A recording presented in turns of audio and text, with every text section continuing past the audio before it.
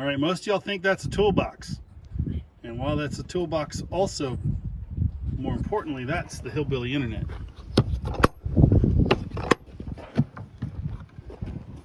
Inside here we have all kinds of network devices. I think they're all wrapped. Yeah, they're all wrapped up in cloths. All right, so let's set up this Hillbilly internet and show you what's what. Imagine, if you will, Sergeant Random has told you that he wants to do a field exercise to an undisclosed secret location somewhere in Texas. A very windy location, by the way. Now, power is required. So right now, you either have to have a generator or something like that. But in this video, I'm going to set up and show you what I did for solving Sergeant Random's problem, which is having some sort of internet and network connectivity way out in the middle of nowhere. Cell service is required. So if that's something you want to see how to set up, or how I set mine up, then stick around. Another requirement for the Hillbilly internet, Hillbilly ISP, internet service provider, or whatever, is cinder blocks. If you're not using cinder blocks to hold your sensitive network equipment, then you're doing it wrong. All right, we're gonna unpack the parts. I'll get a little clip of that, and then I'll lay the parts out and show you what I got. Okay, you have to use super fancy packing materials like t-shirts in order to wrap your gear.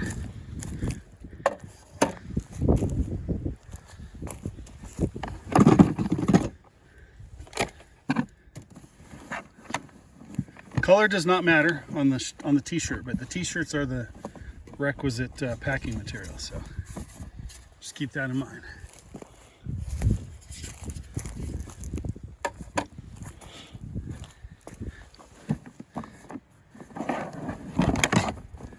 All right, the crown jewel right here. This is what makes the magic happen.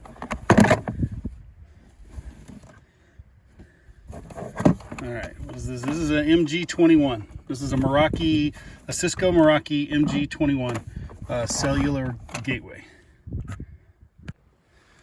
All right, this is a power cord. You'll have to trust me that it's got power. I'm not gonna lick it to show you. And for those of you out there that get that joke, tell everyone else not to lick these. These are dangerous if they're plugged in. I have this Y cable here. These are, if you're gonna pull a lot of juice on stuff, these can be dangerous. These can overheat. I've got a very thick one, but none of the equipment that I got here is pulling a whole lot of amperes, so we're good. Now, this is a power brick. It's one of the few. Everything else here plugs in kind of a standard computer cable. All right, so this power brick here goes to the firewall, and it is this joker right here. So this is a MX64. All right, so this is the firewall I use. This is the switch. This is a PoE switch, power over Ethernet. It is a MS228P, and that's, I think, the PoE part of it. You can get an MS228, which is an 8-port switch, but it doesn't have the power over the Ethernet. So this is a switch. I use the PoE to power this joker, which is the wireless. This is Wi-Fi. All right, so this is an MR33. So to give you an idea, I'm gonna set these up kind of in an array here. All right, now we're gonna move the weeds out of the way. All right, so from the gateway, this is the cellular gateway. This is what connects to the cellular network, and it's what provides you actual internet, right? It's basically a hotspot, but it's an Uber hotspot because it's got a big antenna. It can get a lot better signal than most cell phones and things like that. Don't hold that next to your head. that would be bad. A lot of radiation. So this is going to have a cable that goes into the internet on the firewall, right? It's the thing providing internet in. Firewall is going to have a connection to the switch. The switch is the PoE. Because it's got power, it'll be able to power the Wi-Fi. So we will literally have regular Wi-Fi like you have at your house, right? You connect your phone, your laptops, whatever, via Wi-Fi to that joker right there, just like you have at home. If you're like me and you want something a little more robust, you can, obviously there's extra switch ports here, and you can hard cable if you want. All right, so I'll save you sort of the boring part where I connect all the cables. I'll explain, since I've kind of gone through how they connect together. I'll maybe explain a little bit better once I get it all connected and set up and kind of sort of up and running. All right, so if you want to fast forward through this part, go ahead. I'll probably try to put a chapter in so that you can hit the next chapter, but this will be the connection. So obviously step number one is going to be plug in the Y cable and get that connected. And the reason for that is, I forgot to tell you that, so this is a PoE injector.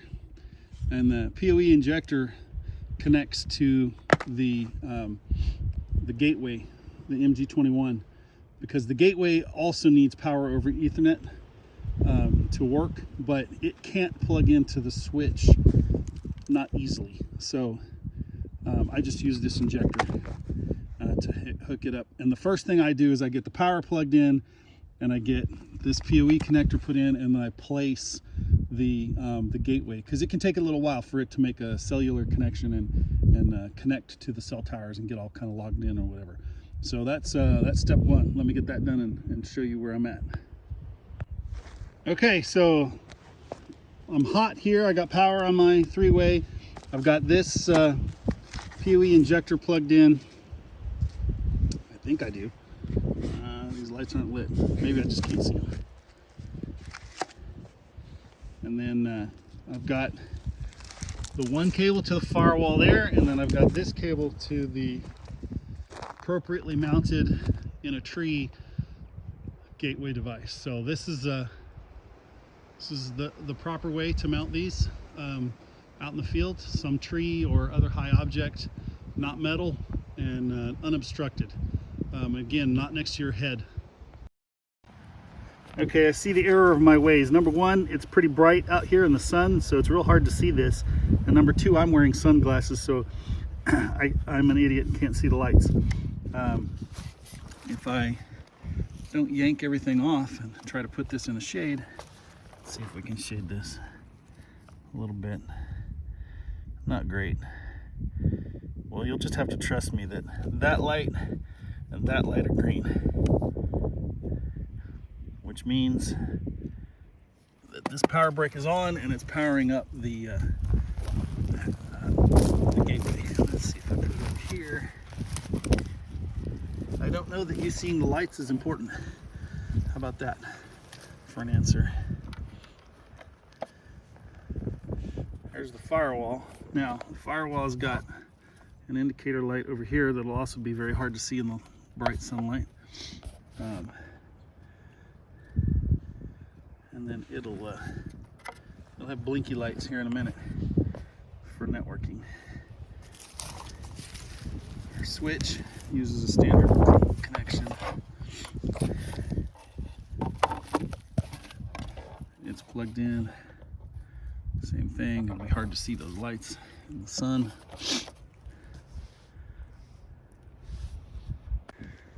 All right, so now I need an uplink from my firewall to my switch. I usually use port 1 on the switch and port 1 on the firewall to facilitate that. So I'll get that connected, and I'll also connect my PoE wireless access point, and then I'll just show you how that worked. All right, so here's the uplink wire, port 1 connected to the switch. This lights the switch in terms of the network. This is port 8. I use it in case you turn on or off ports, if you set VLANs or you do any of those kinds of things, fancy networking, which I do occasionally do. You know, this has to be set to a trunk port, and you can set some of these other ones to access switch ports or whatever, however you want to do it. This plugs into the wireless access point, provides power. There is a, I mean, you can put power in it. You see the little round power plug port right there, but PoE is better, so do that. Now, I don't know if we can see the light here. What's it show? I think it's still amber, going to green, trying to.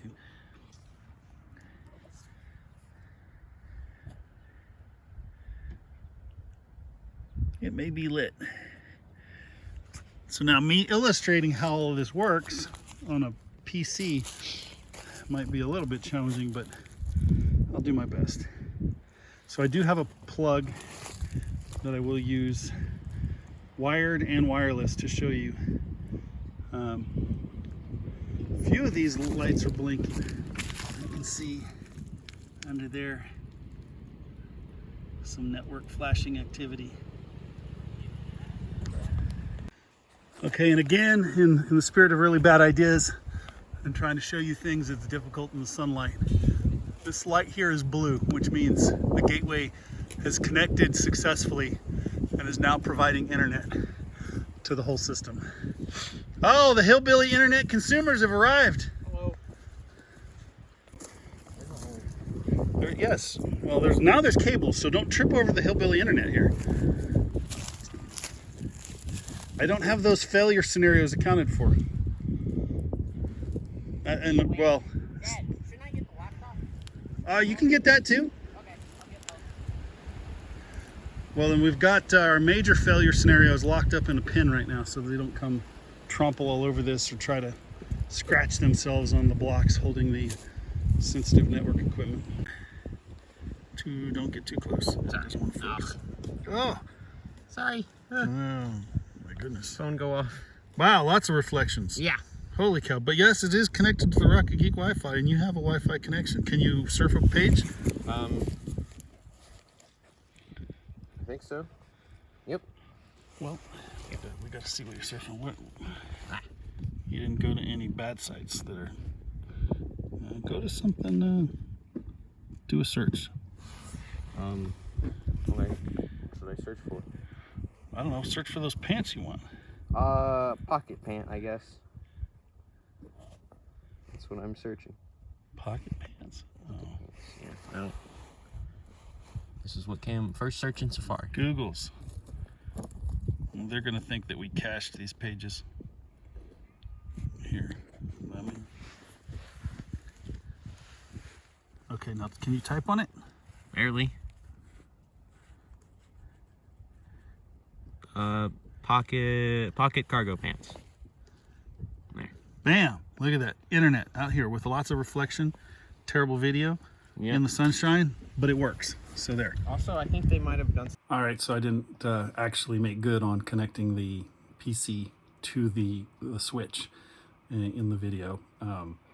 It was too sunny and would not have been easy to, or wasn't even easy to look at the screen myself. Certainly wouldn't have been easy to film it or whatever. And the best I could have probably done was screen capture, and I can do that anywhere, and you'll never know. So, so I didn't connect the, I didn't hardwire something to the switch.